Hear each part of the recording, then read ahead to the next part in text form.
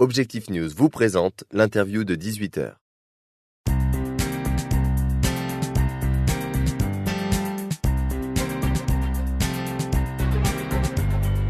Bonsoir et bienvenue sur objectifnews.tv. Ce soir, dans le cadre du 3e forum de la CCI de Toulouse, nous recevons Bernard Maris, qui est professeur des universités à l'Institut d'études européennes et aussi membre du Conseil de la Banque de France. Bonsoir. Bonsoir.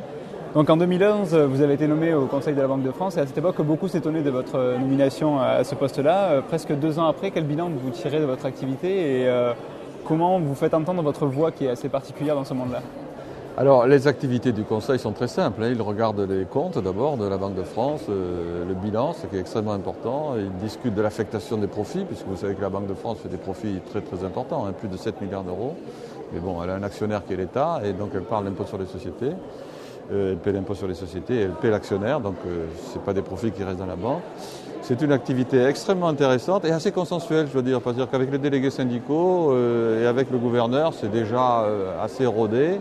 Le plus intéressant, le plus passionnant, c'est tout ce qui concerne le surendettement. C'est une activité vraiment très très intéressante à laquelle la Banque de France tient beaucoup, et c'est une activité qui permet de saisir le pouls de l'activité économique et du pays aussi, et de voir que avec la montée du surendettement, la France va pas très bien.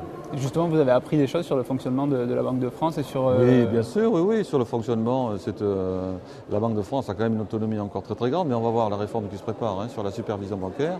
Donc là, ça devrait être quand même un pas extraordinaire, bien au-delà de l'euro même. À mon avis, si la supervision bancaire se met au niveau international de la zone euro et non plus au niveau national, on devrait avoir quand même là une intégration quasiment politique. D'accord, donc hier est sorti sur les écrans un documentaire de Sophie Mitrani et Nicolas Buhlmann qui s'intitule « La dette » et dans lequel vous intervenez. Ce film revient sur les origines de la dette, sur les conséquences qu'elle peut avoir. Pour vous, l'endettement de notre pays est une des raisons de la crise de croissance. Quelle est votre solution ? Et justement, est-ce qu'il faudrait annuler la dette, la restructurer ? Qu'est-ce qu'il faudrait faire ? On paie beaucoup. On voit qu'on a beau augmenter les impôts, la dette continue d'augmenter et le déficit budgétaire ne bouge pas. Donc ça veut dire que par le fait des intérêts composés, la dette augmente. Donc cette dette, elle va être un poids pour les générations futures colossal. Et là, il faut arrêter. Il faut restructurer une partie de la dette. C'est-à-dire qu'il faut qu'au-delà des 60%, ça fait 35%, c'est beaucoup, au-delà des 60% du PIB, qu'on fasse soit...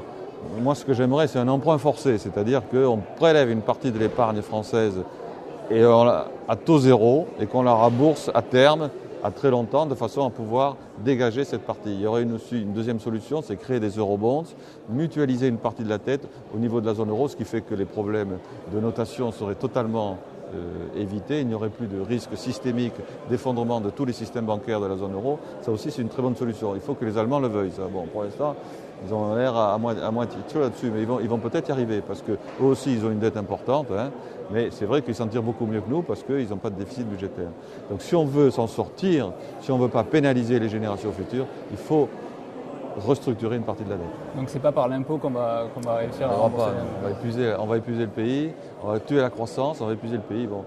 Il faut savoir que la France a été beaucoup plus endettée qu'elle l'a été aujourd'hui. Elle était à 140% du PIB dans les années 50, en 1950. Elle était 140% du PIB. Bon, elle a remboursé en 4 ans avec des taux de croissance à 5%. Et on n'a pas de croissance. Donc comme on n'a pas de croissance, s'imaginer qu'on va pouvoir rembourser par l'impôt, c'est pas possible. On va rentrer dans une spirale, au contraire, déflationniste, extrêmement dangereuse. Et socialement dangereuse. Parce qu'au bout d'un moment, quand les gens ne peuvent plus payer, sont pris à la gorge, socialement, ça éclate. Et justement, il y aura plus d'1 million de contribuables supplémentaires cette année. 63 milliards de hausse d'impôts en 2 ans. C'est colossal et c'est un frein pour vous à la croissance ? Oui, parce que les gens ne consomment pas. C'est vrai que... Attention, les pays qui ont résolu leurs problèmes, je pense à l'Allemagne, leurs problèmes de dette, sont des pays qui ont fait des ponctions sur le pouvoir d'achat. C'est-à-dire que les Allemands ont perdu, dans les 10 dernières années, 4 ou 5 points de pouvoir d'achat par rapport aux Français. Oui, les salaires ne sont pas les mêmes. Voilà, les salaires ne sont pas les mêmes. Exactement, il y a des petits salaires. Les salaires n'ont pas évolué comme en France, ils ont beaucoup moins évolué qu'en France. Donc si on veut rattraper, si les Français sont prêts à accepter 4 ou 5 points de baisse de pouvoir d'achat, ils vont y arriver. Mais ça veut dire c'est 4 ou 5 baisses de pouvoir d'achat, ou 4 ou 5 points de baisse de pouvoir d'achat. Moi, je pense qu'il vaut mieux restructurer la dette, ça sera un passage en douceur vers une nouvelle économie.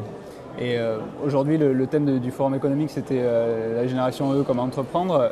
Les entreprises, justement, François Hollande est accusé par une partie de la gauche de faire une politique de l'offre qui est favorable aux entreprises davantage qu'aux ménages. Est-ce que vous êtes d'accord avec cette analyse et est-ce que c'est ce qu'il faut faire pour relancer l'économie? De ce côté-là, je suis tout à fait d'accord. Oui, c'est vrai qu'il fait une politique de l'offre. On va dire que Hollande, c'est un Schröder, un Schröder modéré, très modéré même. Hein. Mais enfin, c'est quand même un petit Schröder. C'est-à-dire qu'il a compris qu'il fallait restaurer la compétitivité de la France. Pour la restaurer, il faut que ce soit une politique de l'offre en faveur des entreprises. Baisse des charges sociales, augmentation des crédits en faveur de la recherche et faire payer les retraites par les ménages et par les retraités, ce qui est en train de se faire. Et éventuellement, lorsqu'on fera avec le crédit impôt, compétitivité, emploi, arriver à une baisse conséquente des charges sociales qui sera de l'ordre de 4 ou 5%. Donc on restaure la compétitivité de la France. L'esprit d'entreprise, il existe. Mais il ne faut pas que les entrepreneurs français partent avec des boulets aux pieds pour aller damer le pion de leurs collègues allemands. C'est une guerre économique. Bon, il faut l'accepter, il faut l'assumer. On a besoin d'une génération qui gagne cette guerre. Voilà. Moi, j'y crois beaucoup. Je pense qu'on va sortir d'une génération où c'était des gens qui étaient parachutés de la haute fonction publique et qui devenaient patrons de grandes banques, comme ça a été le cas pendant 30 ans. Ça suffit. Il faut que ce soit désormais le tissu des PME et des petites entreprises qui fassent la croissance de l'économie. Et que ce ne soit plus les grands groupes qui, eux, ont tendance, trop souvent, dès qu'il y a une petite start-up, à l'absorber pour l'étouffer et on n'en parle plus. Ces banques justement, à qui on a remboursé pas mal d'argent voilà. et qui finalement n'ont pas aidé à la croissance de l'économie. Et n'ont pas aidé à la croissance de l'économie. Et qui préfèrent replacer leur argent à la Banque Centrale Européenne plutôt que de l'injecter dans l'économie. Donc de ce côté-là, je crois que cette nouvelle génération d'entrepreneurs, mais il faut qu'elle comprenne que ce n'est plus la vieille génération d'entrepreneurs, c'est-à-dire tout pour le profit, rien que pour le profit. Non. Cette génération, il faut qu'elle soit tournée vers l'environnement et vers le social. Bon, c'est un nouveau modèle, à la fois de consommation et de production qui est en train de se mettre en place. Moi, je dis bravo. Donc pour vous, l'entrepreneuriat doit être approuvé, doit être motivé, doit être encouragé, mais sous une certaine forme. Il ne pourra pas, dans l'avenir, s'exonérer de l'environnement, du mode de vie, de la qualité de vie et du social. Il ne pourra pas. Ce n'est pas possible. Ce n'est pas possible. C'est fini, construire des autoroutes pour faire rouler des voitures. Ça, on l'a fait, c'est ma génération, elle en a profité, elle a tout foutu en l'air. Bon, maintenant, il faut arriver à une économie vivable, une économie positive, une économie qui soit vraiment du bien-être et pas une économie qui soit uniquement dans la destruction. Donc de ce côté-là, je crois que les nouveaux entrepreneurs, eh bien, ce sera des gens qui sont dans les réseaux, qui sont dans les nouvelles technologies, qui sont dans la santé. Ça va se faire. Et justement, l'écosystème toulousain, c'est un bon exemple de ce qu'il faut faire. C'est presque le paradis, j'ai envie de dire ici. C'est-à-dire qu'on a, on a une synergie dans cette région entre les grosses entreprises, les institutions et le tissu des PME. Et tout le monde, bon, et en plus, on a un état d'esprit, c'est-à-dire qu'on aime vivre, on aime bien vivre. On est dans une. C'est pas l'Île-de-France ici, franchement. Même s'il y a des embouteillages sur la rocade de Toulouse, c'est quand même pas l'Île-de-France. Il y a quand même une façon de vivre à Toulouse qui est tout à fait différente. Bon, ben ce bien vivre, ça créera des synergies. Il y a les universités, 100 000 étudiants. Ça sera la région, la grande région, avec Lyon à mon avis aussi, et peut-être Montpellier, ça sera la grande région qui va tirer l'économie française dans les 20 ans qui viennent. Ouais, espérons-le. Merci beaucoup d'avoir répondu à nos questions et merci à tous de nous avoir suivis sur objectifnews.tv.